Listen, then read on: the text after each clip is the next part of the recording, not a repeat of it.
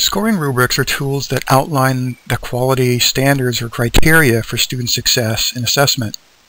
Descriptions in a rubric are directly linked to the learning outcomes of a particular assignment or project.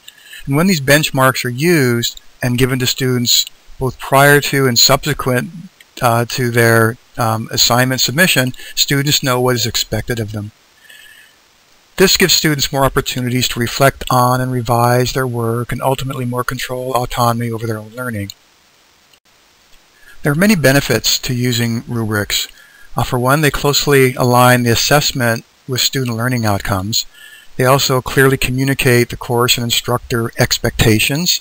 They assess a wider range of skills and performances, give students specific feedback to facilitate learning.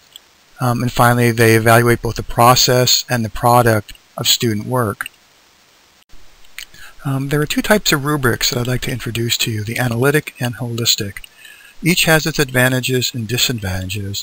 However, in distance education, the analytic rubrics are used more often because of the amount of detailed feedback they provide students.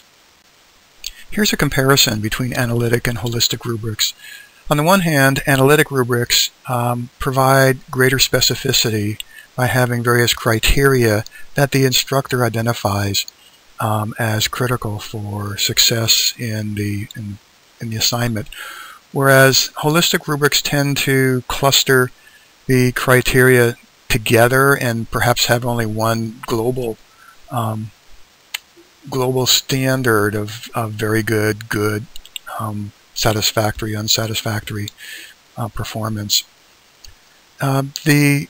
Following up on this, the analytic rubrics tend to provide, as a result, greater specificity in feedback about performance, whereas the holistic rubric, while informative, tends to give general information.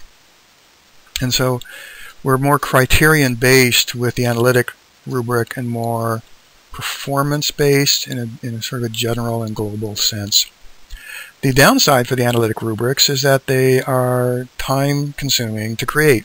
They take some effort and thought on the part of the instructor to identify the 3 to 5 or more criteria that she or he believes is important for success. And in contrast, the holistic rubrics are pretty quick to create. And then finally, the analytic rubrics fit more in the broader schema of online evaluations, the so-called authentic assessment, emphasizing the application of knowledge, and in contrast, the holistic rubrics tend to be more general in evaluating proficiency. Finally, I'd like to bring your attention to a variety of sources for information to help you create and use rubrics in your distance ed course. So there's a website, RubyStar, the link is available on the PDF, that has a variety of rubrics that actually work well for K-12 as well as higher ed. And in addition to that, Pasadena City College has, I think, a very good handout that gives you a framework for creating your own rubric.